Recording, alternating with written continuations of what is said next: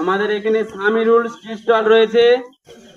এখানে সমস্ত রকমের খাবার পাওয়া যাচ্ছে, পানীয় জল থেকে শুরু করে কলা রুটি সবকিছু পাওয়া যাচ্ছে।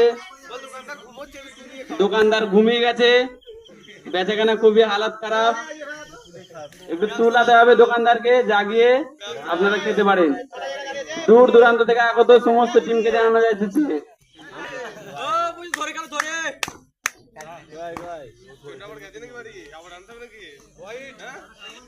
প্রথম বল ওয়াইড।